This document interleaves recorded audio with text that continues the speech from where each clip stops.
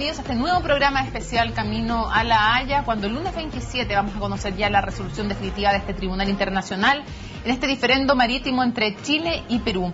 Hoy queremos profundizar en la historia, qué nos llevó finalmente a terminar a dos países resolviendo esta diferencia en el Tribunal Internacional, y para eso nos acompaña Claudio Troncoso, exdirector jurídico entre el 2000 y el 2010 del Ministerio de Relaciones Exteriores. Bienvenido. Muchas gracias por la invitación. Hoy queremos hablar de historia y queremos dar contexto, como siempre, en CNN Chile. Y no voy a preguntarle de inmediato qué pasó hace pocos años, sino que remontémonos a la historia. Algunos sostienen que en esta relación que no ha sido fácil entre Chile y Perú, por ejemplo, Luis Winter en el libro La defensa de Chile en La Haya sostiene que este cambio de polo, de atención y polo económico desde ese virreinato que era el Perú a este país que comienza siendo más pobre, pero después luego se convierte en un país más pujante, que es Chile, que ahí también hay raíces profundas de estas diferencias. ¿Usted cree que eso marca también de alguna forma la relación, históricamente hablando, entre Chile y Perú? Bueno, esa puede ser una de las interpretaciones históricas, ¿eh? La verdad es que para poner en contexto este tema hay que señalar que durante el siglo XIX nosotros no teníamos fronteras con Perú. La frontera norte, por los tratados de 1866 y 1874, eran con Bolivia, en el paralelo 24. Por lo tanto, esta situación de vecindad con Perú emerge a partir de del término de la Guerra del Pacífico, ¿eh? En ese momento, se firma el Tratado de Ancón, la provincia de Tarapacá queda bajo, ¿no es cierto?, el dominio de Chile, y queda una situación especial relativa a las provincias de Tacna y Arica. Esa situación especial, que en realidad al principio se pensaba y se había dispuesto a hacer un plebiscito para definir cuál de los dos países iba a quedar con esos territorios, finalmente, por distintos motivos, que no es el caso explicar acá, el plebiscito no se pudo llevar a cabo. Señor Troncoso, detengámonos un poco ahí, porque usted ya toca dos puntos que también vuelven a marcar la relación entre Chile y Perú. Respecto al Tratado de Ancón, con el cual se pone fin a la Guerra del Pacífico, hay dos temas. Uno, que nunca se realizara ese famoso plebiscito, y la forma de la ocupación chilena, con los vejámenes también que sufrió la población peruana, para algunos también son razón de desconfianzas mutuas hasta el día de hoy, pero sobre todo desconfianza de Perú hacia Chile. ¿Cree usted que hay algo justificado en ese sentimiento? Bueno, efectivamente hay motivos, digamos, que han expresado los peruanos y a partir de esa época histórica, que podrían justificar un distanciamiento, digamos, y un cierto resentimiento por esos hechos. Pero también los países tienen que superar su historia a partir de la necesidad de revincularse, digamos, y enfrentar un futuro común. Entonces, volviendo un poco al tema de cómo llegamos a la situación actual, lo primero que se tuvo que hacer con Perú es definir los límites terrestres, ¿eh? Finalmente ese plebiscito, como le señalaba, no se pudo hacer. Y viene el Tratado de Lima de 1929. El Tratado de Lima de 1929. Entonces decidieron las partes sencillamente señalar que la provincia de Tacna sería para Perú y la Arica para Chile, y se estableció esta línea de la concordia, digamos. Que se iba a delimitar en una comisión en 1930, un año después, unos meses en realidad. Después, una pregunta. Tal vez este fallo, si llega a ser favorable en algo al menos a Perú, ¿puede significar de alguna manera una cierta reivindicación histórica para la población peruana, que sientan que también hay algo ahí que los resarce de la forma en que se comportó Chile?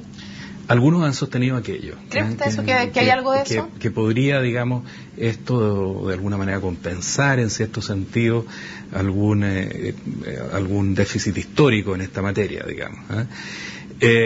Pero yo creo que más allá de eso, lo importante es el futuro de nuestras relaciones con Perú, que es lo que vamos a vernos enfrentados después del fallo. Ahora, para tener clara completamente y un poco aceptando la invitación de poner esto en el contexto histórico, los temas de delimitación terrestre quedaron completamente definidos el año 1930, con la demarcación de la frontera. Aunque después vino las actas del 68 y del 69, sí, que hicieron mayor precisión sobre el tema, actas que no son válidas en alguna medida para Perú. Yo le quiero preguntar, usted dice, está bien, el 30 queda definida la frontera terrestre, después vienen más precisiones el 68 y el 69. Pero lo que quería agregar es que en ese momento no se planteaba el tema en ningún país del mundo, digamos, de las delimitaciones marítimas que conocemos hoy día, porque la zona marítima que tenían los estados costeros era muy pequeña. correspondía a 3 millas marinas, que era lo que alcanzaba una bala de cañón, digamos, y que venía de la época de Napoleón, y que la idea era fundamentalmente resguardar la seguridad de los puertos, digamos. Esta situación de las zonas marítimas más extensas recién cambia en el mundo a partir de la época de los años 40. En los años 40, finalizando la Segunda Guerra Mundial, se produce en el mundo, ¿no es cierto?, la explosión de la industria pesquera, distante en distintos países, industrial, que podía, a través de técnicas de pesca arrastre, digamos, depredar los recursos de determinados países costeros. Ahí lo detengo un segundo porque justamente nos encontramos con otro de los hitos en esta historia entre Chile y Perú, bueno, también incluye a Ecuador en este caso, y es que justamente cuando se produce todo ese fenómeno y el mar comienza a tomar más relevancia, vienen algunas declaraciones unilaterales por parte de Estados Unidos, pero también viene algo que para algunos es visto como pionero, que es esta declaración de 1952, en que se habla, siendo pioneros en esa época, por algo el juez en La Haya también nos pregunta si realmente se podía en esa época establecer algún tipo de límite, pero el tema es que se menciona de manera pionera el tema de las 200 millas como zona, que es lo que hoy se conoce como zona económica exclusiva, a diferencia de las 12 primeras que son de soberanía completa de cada país. Le pregunto de inmediato respecto de eso, porque hemos hablado largamente que en el de 1952 se habla de estas 200 millas, que en el del 54 se habla de la zona de tolerancia, también haciendo referencia al paralelo como límite de 10 millas para arriba, 10 millas para abajo, porque no había GPS, se podían pasar los pesqueros, en fin. Más allá de eso, la pregunta que muchos se hacen es si realmente esos tratados, Chile los considera como tratados, Perú como declaraciones nomás, fueron todo lo claros y precisos que podrían haber sido, porque el propio presidente Sebastián Piñera en algún minuto dijo que no eran todo lo deseable. Yo creo que fueron claros y precisos para esa época. Hay que tener en cuenta también que antes del año 52 habían habido 2 proclamaciones, una chilena y otra peruana, antes de Ecuador, antes que se incorporara a Ecuador el 52. Y el 47, 1947 son declaraciones muy importantes, porque son las primeras proclamaciones de 200 millas. Y ahí hay un elemento muy importante, porque, por ejemplo, la declaración peruana dice que estas 200 millas se van a medir siguiendo la línea de los paralelos geográficos. Y si uno mide la anchura de esas 200 millas siguiendo la línea así de los paralelos geográficos, resulta que el último paralelo del Perú es el primero de Chile y constituye claramente la delimitación de las zonas marítimas entre los dos países. Por lo tanto, ya había una génesis de delimitación de las zonas marítimas en esas proclamaciones del año 47. Lo que hacen los acuerdos del 52, que también participa Ecuador, es legalizar esa delimitación, o sea, establecer que ese concepto que habían alcanzado Perú y Chile, en el sentido de que estas 200 millas se medirían de esta forma, establecer entonces que en ningún caso la proyección de estas 200 millas de cualquiera de los países podría traspasar el paralelo del punto en que la frontera terrestre de los países llega al mar. Vamos a avanzar después y vamos a presentar después la posición peruana cuando hablemos de cuándo comienza a surgir el caso propiamente tal como se dice en jerga más jurídica, pero le insisto, usted cree que fueron todo lo claro, pero le pregunto algo muy básico, me llega la pregunta inmediato por Twitter, una pregunta muy básica. No hay problema. ¿Por qué no le pusieron tratado? ¿Por qué se le pone declaración? ¿Es habitual o no que a otros tratados que sí son reconocidos se les ponga declaración o... En derecho internacional, también se lo explico a mis alumnos, las cosas son lo que son y no lo que las partes dicen que son. De manera tal de que, llámesele como se le llame, si tienen los elementos de un tratado, se trata de un tratado.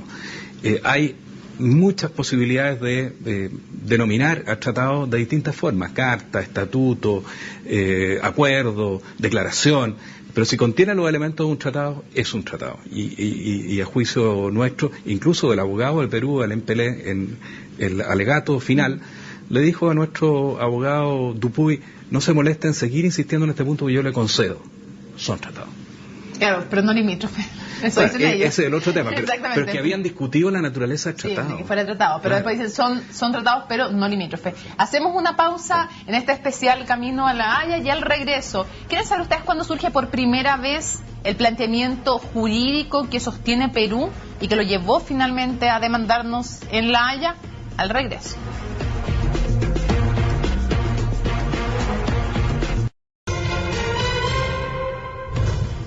Continuamos este programa especial analizando el contexto previo a que llegáramos a ser demandados como país frente al Tribunal Internacional de La Haya por Perú. Seguimos junto a Claudio Troncoso, exdirector jurídico del Ministerio de Relaciones Exteriores. Lo dejamos planteado antes de irnos a la pausa.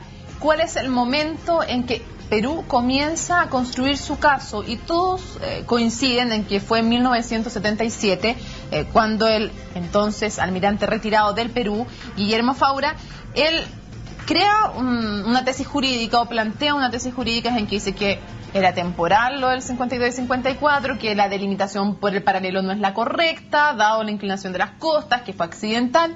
En fin, una de las preguntas que uno se hace es: ¿por qué a nivel académico no se contestó con fuerza esa tesis? ¿O fue algo que pasó como desapercibido en esa época? ¿Hubo controversia en esa época o no? ¿Se conoció? ¿Qué tanta publicidad tuvo?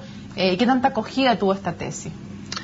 A ver, en primer lugar hay que poner esto en el contexto que Perú y Chile ejecutaron actos durante muchos años, del 52, 47, 52, 54, hasta esa época de ejecución de estos acuerdos, que no había ninguna duda por ambos países que el paralelo del límite marítimo existía y había plena, digamos, coincidencia en esa materia.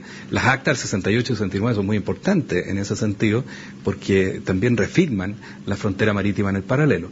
Ahora, el año 77 aparece esta primera obra, que no es del gobierno propiamente tal, sino un almirante retirado en un ámbito más bien castrense, digamos, y bueno, debe haber tenido una implicancia en ese mundo, digamos, en el mundo de la Armada, en fin, y algunos estudiosos, pero no recuerdo efectivamente que hubiese generado una polémica en ese minuto en particular.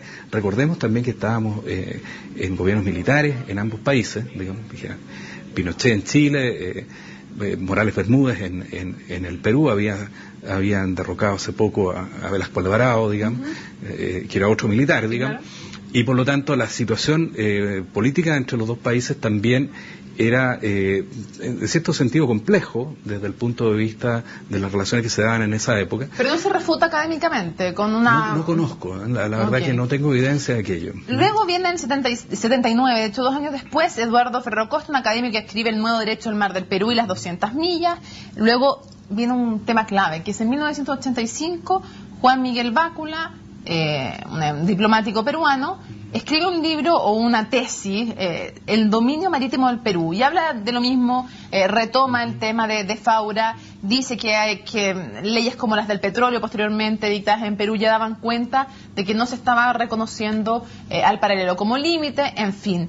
Luego viene una reunión que es clave, que es un año después. El mismo señor Bácula acompañaba a Alan Wagner, que entonces era el canciller del Perú, visita a Jaime del Valle, nuestro canciller, pero solo el señor Bácula, y tiene una reunión en privado en que le plantea la necesidad de revisar el tema, no hay, eso es lo curioso, yo le quiero preguntar qué significado tiene, porque en esa reunión están solo nuestro canciller con un embajador, no canciller y canciller, eso ya parece como un poco extraño, y luego no hay nada por escrito de esa reunión, pero después el señor Bácula manda el famoso memorándum Bácula, diciéndole, mire, esto fue lo que conversamos y esta es la posición de Perú.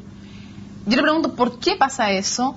Y si fue adecuado o no de parte de Chile responder, ya que está por escrito, bueno, hay que ver, ¿fue adecuada la reacción de, porque hay críticos respecto a cuál fue la reacción de Chile en esa época? A ver, primero distingamos los distintos periodos, porque al principio 77 Faura, luego Ferro Costa, son en el ámbito más bien académico, digamos. No hay una gestión oficial, digamos, del Perú en esta materia. La primera gestión diplomática, como usted bien ha señalado, está situada en el año 86. Y en este recordado memorándum Bácula, digamos. Una pesadilla este memorándum, todo el mundo lo nombra. Claro. Ahora, si uno lee el memorándum Bácula, la verdad es que es bien enredado. Yo lo he leído varias veces y uno no logra identificar a ciencia cierta si lo que está pidiendo es definir un límite o revisar un límite, porque en cierta parte habla de que el límite sería injusto, digamos, entonces habría que revisarlo, y bueno, si uno revisa es porque hay un límite que existe y uno quiere renegociar ese límite. No hablan de que no, que estaba señalando la lesión del derecho nacional y de interés. Claro. Pero bueno, en definitiva es poco claro, ese es un punto, no es un punto, son como 5 páginas y se da vuelta en distintos temas, digamos. Primero que nada, ese es el elemento. Segundo, el gobierno de Chile de la época, el gobierno militar, digamos, decidió, digamos, decir, mire, se contestará en su oportunidad, digamos, y luego no hubo ningún seguimiento a este tema.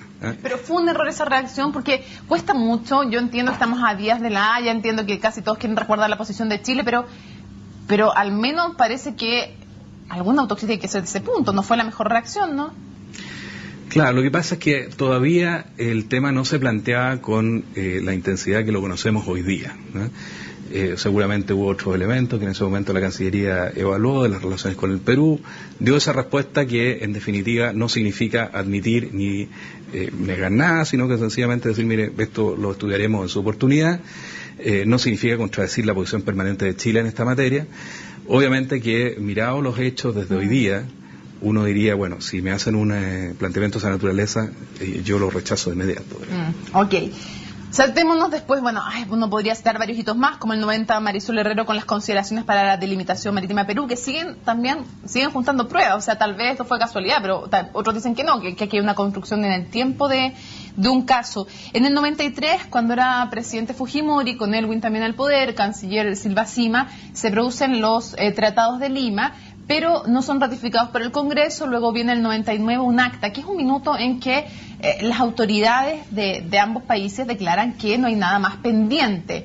Mi pregunta es si usted cree que realmente sentían que no había nada más pendiente y después se les ocurrió en el fondo de mandarnos la Haya, o usted hace fe de lo que dicen los peruanos. Nosotros estamos diciendo que no había nada más pendiente respecto del Tratado del 29. Bueno, voy a contestar esa pregunta, pero primero quiero señalar que no solamente en Perú, en donde hay obras académicas, sino también en Chile. Sí. Y hay muchos autores que en esa época señalaban que el límite marítimo era el paralelo. Entre otros, tengo un libro de Santiago Benadaba, un destacado embajador y profesor del año 93, en que establece que los límites marítimos con el Perú es el paralelo al punto de la frontera terrestre que llega al mar. O sea, también en Chile hubo una posición muy clara respecto a esta materia, también en el ámbito académico. Ahora, en relación al año 99... efectivamente, las declaraciones políticas del canciller de Trasigné en ese momento a Chile le pareció absolutamente claro, indubitado, que este era el último punto que podía estar pendiente o abierto en esta materia y que resuelto esto ya no tendríamos otros temas. Por eso sorprendió tanto que el año 2000 Perú comenzara a levantar ya oficialmente y en forma sostenida el tema de su tesis que no existía límite marítimo entre los dos países, desconociendo los acuerdos vigentes. Hoy podríamos pedirle, después de la Haya, a Perú, ¿existe en el derecho internacional algún documento mediante el cual realmente se sellen todos los puntos de un país? O sea, ¿realmente hay algo en que nos pueda comprobar Perú que si dice ya no hay nada más pendiente, no nos va a volver a demandar? Porque otros sostienen que esto va a ser la punta de partida de más demandas. ¿Hay alguna forma jurídica que se haya usado antes? Sí, yo creo que un tratado como tal no lo veo factible, no he visto precedentes en esa materia, digamos, de una especie de un tratado que diga, miren, yo no le voy a demandar en el futuro respecto de otros temas. Pero sí podría, y sería un acto muy valorable, digamos, el proceso de implementación de la sentencia, que el Perú oficialmente, a través de sus más altas autoridades, señalara que resuelto este punto, no hay tema alguno de delimitación de espacios geográficos entre ambos países pendientes. Yo creo que una declaración así de explícita y así de clara para el derecho internacional tiene el valor de un acto unilateral del Estado que obliga al Estado que lo formula. Porque la del 99 no fue así de explícita ni así de clara, o no la dijeron quienes debieran decirla para bien de Chile, me refiero. Claro, fue en el contexto, se fijan, del término de estas negociaciones de las cláusulas pendientes del 29, pero una declaración completamente explícita en esta materia, señalando que no existe ningún asunto de limitación de espacio geográfico entre ambos países pendientes. Yo creo que sería una muestra también de buena fe de avanzar en nuestras relaciones hacia el futuro, resuelto este tema del caso ante la Haya. El 2001 vino esta carta de la OEA a Perú diciendo que no había límite marítimo. El 2004 se proponen negociaciones, que eran todos pasos previos a la demanda a la Haya. El 2005 se promulga esta ley 28.621 que establece las líneas de base de dominio marítimo. Y el 2008 finalmente nos llevan a la Haya. Ese es el cierre, digamos, de lo que hoy estamos presenciando. ¿Usted cree que tanto con Perú como con Bolivia, si quieren me lo divide si la respuesta es distinta, ¿Se pudo evitar ser demandados ante la Haya? Y si hubiera sido eso, ¿deseable o no? Con más negociación, con más diplomacia. Yo creo que hay que diferenciar los temas porque son bien distintos, digamos, a pesar que estamos en el mismo tribunal. Ok, Perú. En el caso del Perú, yo creo que, hubo una estrategia deliberada de las autoridades peruanas del año 2000 en adelante de construir este caso ante la Haya. ¿Cuál habría sido la única posibilidad eventualmente de disuadirlos de aquello, a pesar de que se hicieron muchas, gestiones diplomáticas, en el sentido de que Perú reconociera que aquí no había un tema pendiente? Pero la única posibilidad habría sido entrar en negociaciones con el Perú respecto a este tema. Pero era una negociación completamente impracticable. Pues cuando un Estado afirma la existencia de los límites marítimos y el otro lo niega, ¿cuál es el contenido de esa negociación? Es absolutamente imposible, porque cualquier negociación habría significado ceder en la postura de Chile. Es imposible llegar a un acuerdo si no se cede en algo, digamos. ¿Y con Bolivia? Con Bolivia, yo creo que, ahí teníamos una agenda de 13 puntos que había permitido un marco, un diálogo sin exclusiones ni condiciones con Bolivia. Y si se hubiera avanzado, digamos, y seguido en esa línea, digamos, por parte de ambos estados, yo creo también aquí Bolivia tiene responsabilidad muy principal en la presentación de la demanda. Ellos entraron como a seducirse en la idea de que luego de la demanda de Perú este podría ser un camino útil para ellos. Finalmente se abandonó la instancia del diálogo de esa agenda de esos 13 puntos y eso condujo a la demanda, que a mí siempre me ha parecido un grave error de Bolivia. ¿Y este gobierno hizo todo lo posible? Bueno, este gobierno siguió con las gestiones que se habían empezado en los gobiernos anteriores y en algún momento el diálogo no pudo continuar y en algún momento el presidente Morales, digamos, decidió no continuar esa vía y más adelante decidió introducir la demanda. Yo creo que en el caso de Bolivia siempre habría sido muy deseable seguir con la vía del diálogo, ¿no es cierto?, respecto de los distintos temas que Chile siempre se ha manifestado dispuesto a abordar con ellos. Sí, abordar pero sin soberanía, entonces parece errar esa agenda de 13 puntos porque no los puntos, que no es el 13, a todo esto me aclararon que no es el número 13. El 6, pero en fin, yo no estoy dispuesto a dar soberanía y el otro país lo único que quiere como soluciones optales es soberanía, parece difícil también negociar. Claro, lo que sucede es que el punto 6 se denominaba asuntos marítimos, no había ningún aspecto... pero todos entendemos... Sí, digo, en el sentido que el diálogo sin condiciones ni exclusiones precisamente tenía esa virtud.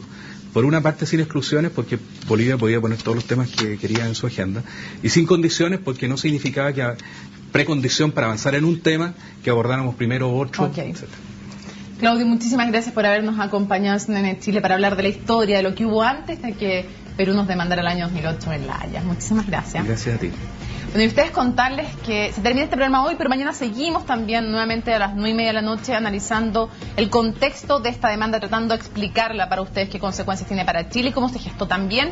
Pero no se olviden que desde el lunes y durante toda esta semana, pero específicamente el día del fallo, frente al Tribunal de La Haya, vamos a tener una cobertura especial desde las 6 de la mañana. Tenemos enviados especiales, evidentemente tenemos en La Haya Patricio Martínez, en Arica, nuestro compañero Daniel Matamala, en Tacna va a estar también Cristina Echeverría y en Lima va a estar Cristian Arregada, nuestro editor internacional. Así es que desplegados en vivo vamos a estar en cada uno de los puntos noticiosos y de interés. Y desde Santiago también completo despliegue para llevarles la mejor cobertura, como siempre, ustedes lo saben, antes, mejor y con mayor profundidad en CNN Chile. Y no se separen nuestra compañía porque ahora viene Daniel Matamala con CNN Prime.